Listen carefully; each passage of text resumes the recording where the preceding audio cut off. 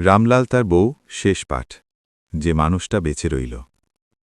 এইবার আর কোনো আগুন নেই, কোনো চিৎকার নেই, শুধু একটুখানি নীরবতা, যেটা কষ্টের না, ভারী শান্ত। সব হিসেব অনেক আগেই মিটে গেছে। রামলাল চলে গেছে, প্রতিশোধ নেওয়া হয়েছে। কিন্তু সত্যিটা ধীরে ধীরে স্পষ্ট হয়েছে। সব শেষ হয়ে গেলেও মানুষটা থেকে যায়। সে আর অতীতে ফেরে না। হাসপাতালের সেই রাত, সাদা দেওয়াল, নীরব মনিটর, সব স্মৃতি এখন দূরে।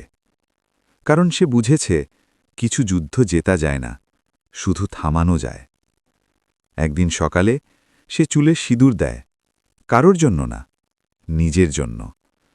এটা নতুন শুরু না, এটা ফিরে আসা।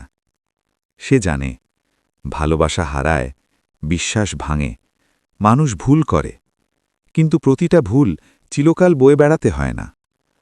সবচেয়ে বড় শিক্ষা এই গল্পটা যা রেখে যায়, প্রতিশোধ ক্ষত সারায় না, ক্ষমা সবকিছু ঠিক করে না, কিন্তু নিজের জীবন আবার নিজের হাতে তুলে দেয়।